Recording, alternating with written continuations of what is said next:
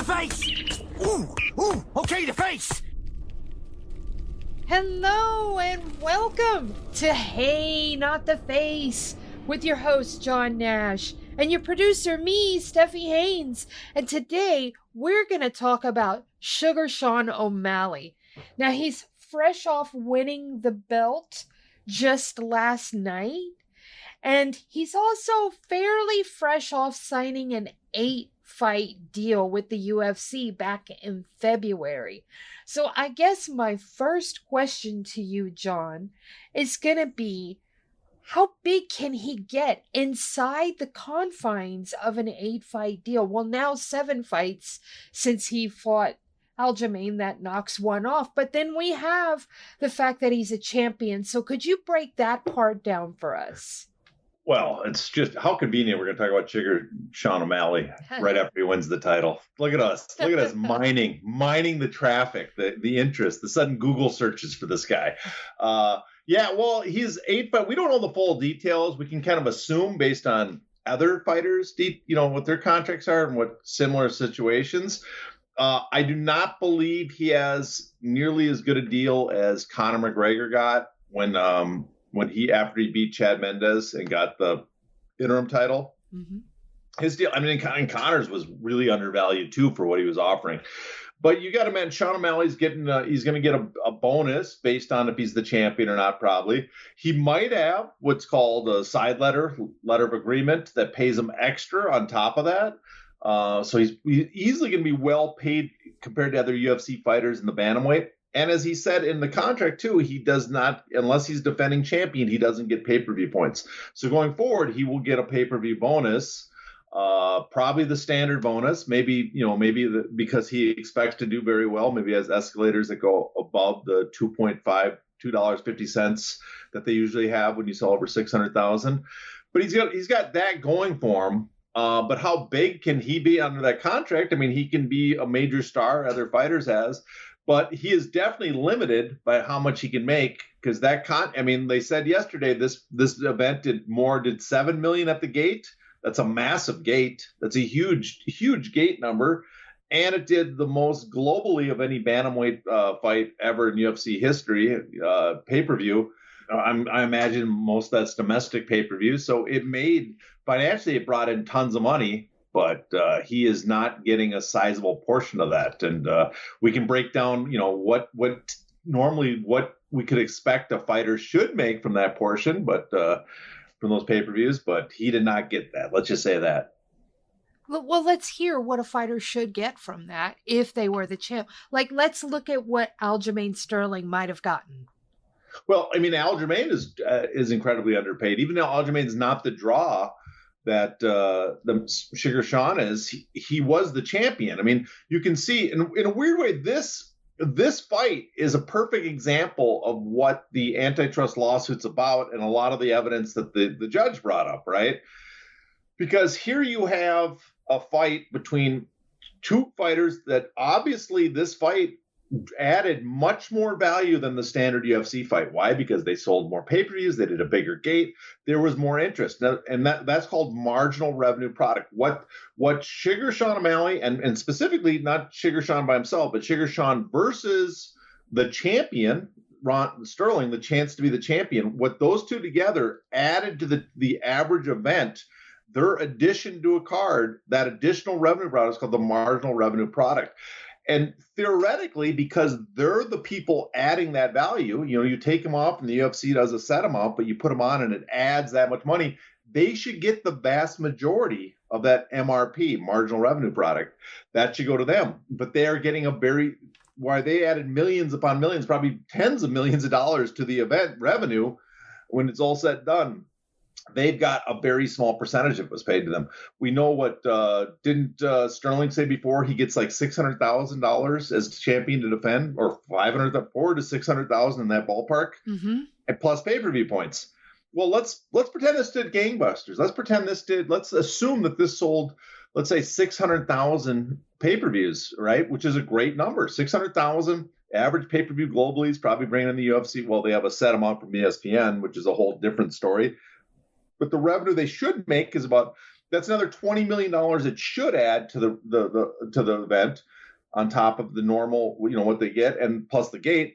So they make that. Well, Sterling at 600,000 pay-per-views, he probably got 600,000 extra dollars. So you're talking like $1 million, $1.2 million for an event that brought in close to $30 million on just pay-per-view and gate, plus commercial pay-per-views. We should throw that in. So $30 million, he got $1 million. Sugar Sean, probably because he had no pay-per-view bonus. I'm sure they gave him a discretionary bonus as a reward to kind of keep him motivated and happy at the UFC. But together, you're talking less than 10% of the additional money that they added to the company, right? And so both of them were grossly underpaid based on that. And that's, again, the argument of the antitrust lawsuit, is that the fact is that because the way the UFC has set up the system, because the UFC controls the titles, which is great, they even bring this up, is that, which was not talked about in the hearings much, so I have to assume the judge is a big fan of show money, or the Hey Not the Face podcast, because we talk about it here. And that is because he even notes that it is important to note that there's a substantial overlap and strong connection between the input and output market is somewhat unique in MMA. In other words, the buyer and seller market, right? This overlap results from the fact that it is common in this industry for the buyers on the input side of the market, fighter services, the people buying fighter services, to generally also be the sellers on the output market of the market, bout events. This is because the ranking and championship status of a fighter is also determined by combined sellers, buyers, such as Zuffa, and not by an independent third party, such as the Boxing Commission. There's generally no cross promotion. So he kind of sums it up there.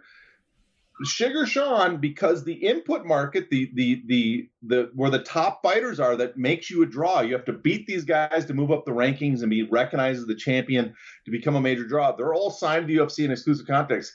He has to agree to the UFC's terms to get offered a chance to fight these people. So he has much less negotiating power, can get much less of his MRP, and because they control those titles and ranks and stuff, that's the only way he can fight for the championship and increase his value, but he has to give up a ton of his money to do that. And so this fight kind of sums that up, that argument. Sean came out this past week and talked a lot about how shitty managers are, and we have also talked about that. Do you think there's going to be any pushback from within the UFC brass to him putting his foot down about management and him not willing to play ball? Well, I don't think so on that front, because as long as the management's taking the brunt, the UFC's, I think, happy. That's the purpose of them. Let them take the brunt of the complaints. It's their fault, not the UFC's fault. And so that serves their purposes. As long as he's directing his ire at managers who really are terrible. He has a whole interview and he explains it.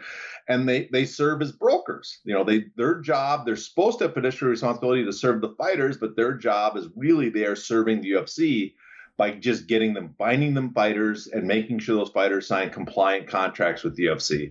But as long as he's directing his ire to them, the problem becomes if he has trouble with the UFC and doesn't negotiate with them and causes headaches for them. And we'll see what happens with his, because he's already turning to boxing, saying he wants to box. And that's the problem when the management fighter problems conflict, because UFC typically, if you have a manager who's looking out for your interest, real interest, then the UFC will blame that manager and try to get you directed to a manager that's much more compliant, a company friend, a broker. They'll pay you probably slightly more to sign with this other manager. So as long as he's directing his ire, his complaints towards the management, I don't think the UFC is concerned. How much money do you think he could make if he were to box? Because he called out Gervonta Davis, but Ryan Garcia jumped in the conversation and actually offered up a fight with himself. So I'm curious, if he were able to do something, do you think he could make a ton of money there or not so much? Well, I mean, he won't make a ton of money as long as he's signed to the UFC contract, because the UFC will either not let him fight or will they ask for a big cut, right? But I think, let me just interject for just a moment. I think what I'm asking is, could he, even though signed to the UFC, make the kind of money that Conor McGregor made? That's what I'm looking for. Oh, he would never make that kind of. There's no big Mayweather type fight that's going to sell 4.5 million pay-per-view buys and generate hundreds upon hundreds of millions. They could though. I do think they would do well enough to generate tens of millions. And if he had a deal, if he was a boxer and can negotiate directly with these guys, he does seem to have a big enough fan base. He has some appeal that he could ask for a sizable split against them if he was on a normal boxing contract. The negotiations were normal, or maybe against Ryan Garcia, he could ask for a 50-50 split because they're both pretty big stars. Against Tank, he's probably going to, Tank's such a big star now after the Garcia win. He probably has to be like on a 70-30.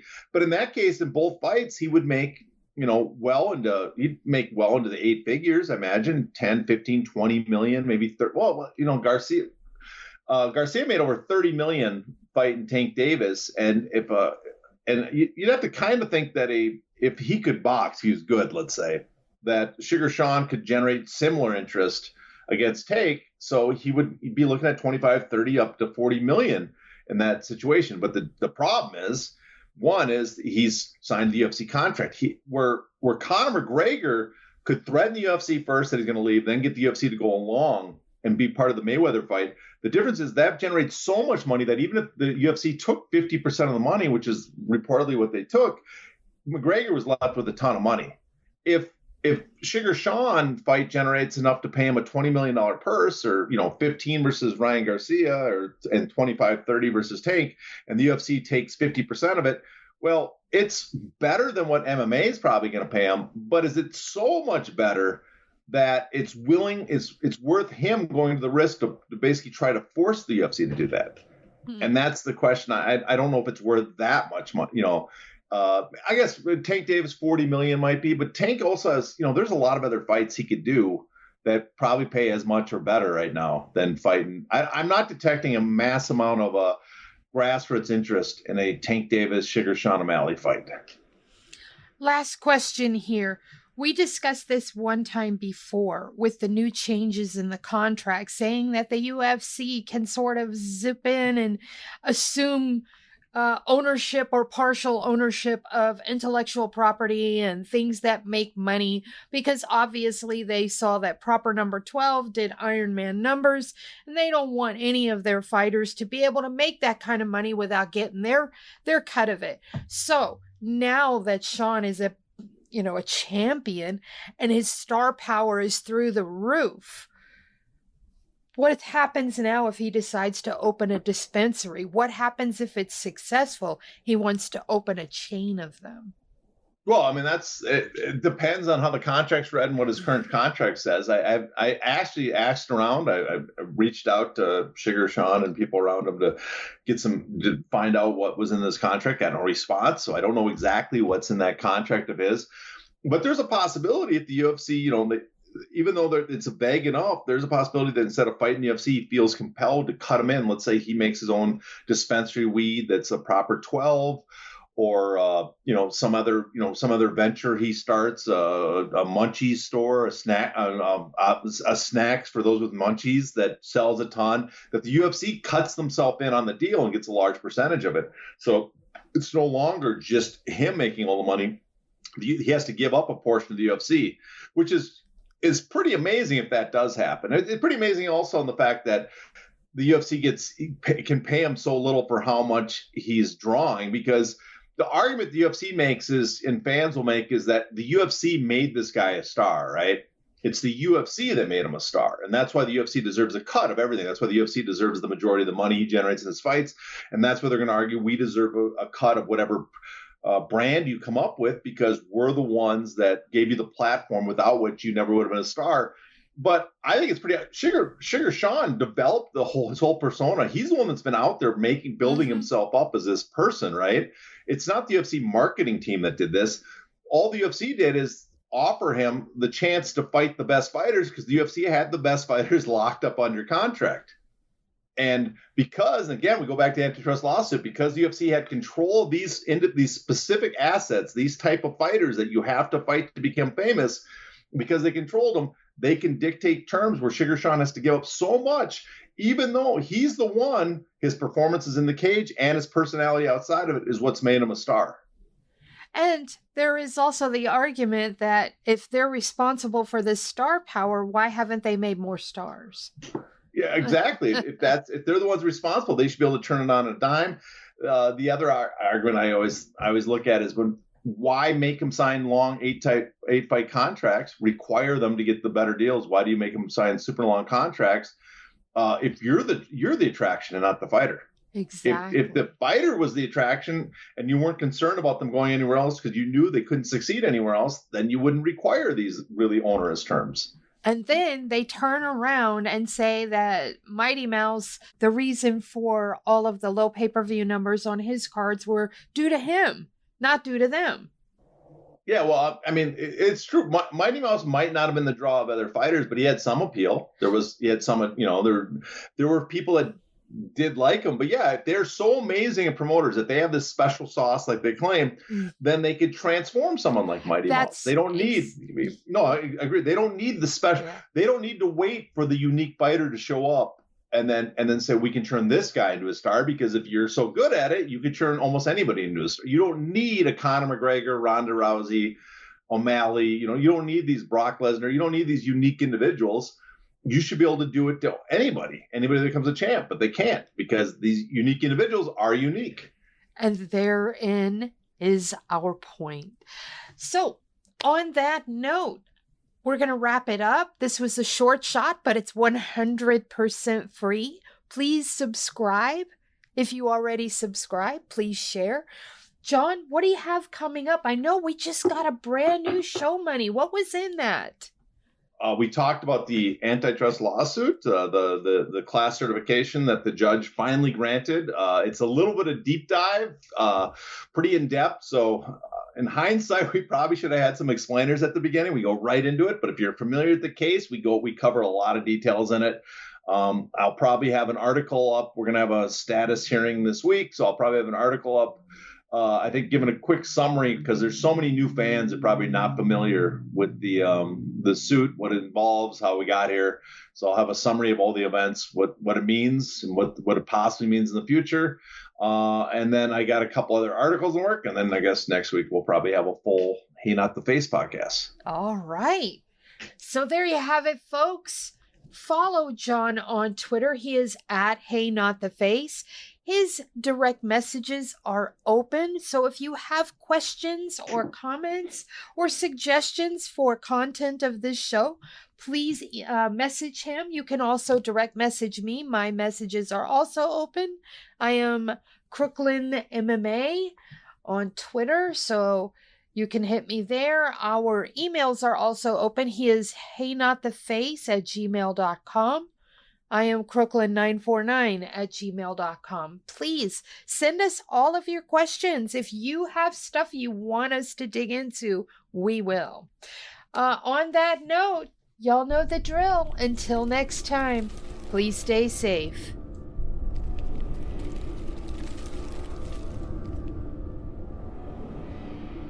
It's not in the face! Thank you.